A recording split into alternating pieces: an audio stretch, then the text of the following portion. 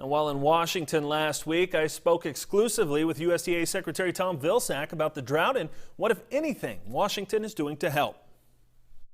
Can we talk a little bit about the drought? It seems to be lingering, in fact, creeping back up on the last couple of drought monitors. Do we have all the tools we need to handle that, and if it sticks around for another year?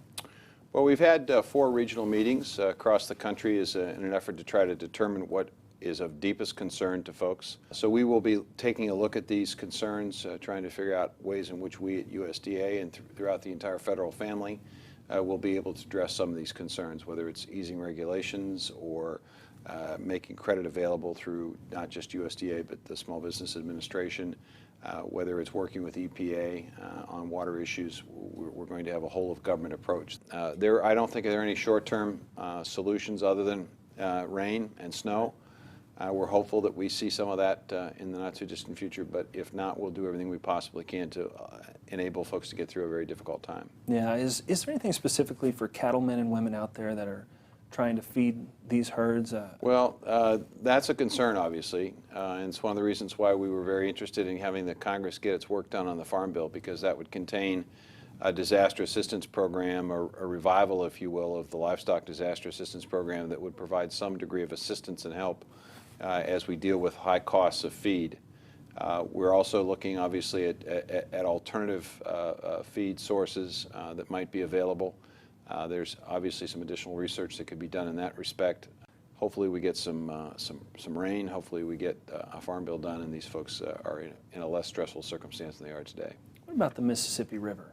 There's been a lot of talk about barge traffic ending or being halted. That's got to be a big concern. This is one of the issues that I brought up during the cabinet meeting when the president asked about drought. And I talked with a number of officials, cabinet officials at the meeting, and we have been in conversation with the Corps of Engineers, the Department of Defense. We are anxious to maintain navigation as best we can. There are basically a couple of issues. One issue, obviously, is rock formation that the Corps of Engineers is going to be able to take care of in an expedited way, which I think is a hopeful sign. The other is the flow of water from the Missouri River into the Mississippi. We're faced with some challenges in that respect because the Missouri flow can't be adjusted simply because it will help navigation in some other river system.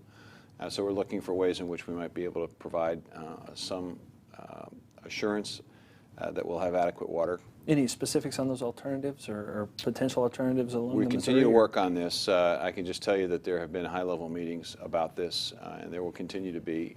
We're looking for ways in which we can justify whatever action has to be taken. In the meantime, the one thing we can do is focus on getting the contract for the basically removing the rock formations and to expedite that, which the President has instructed us to do, and I believe that that's being done. We'll have more from that interview later.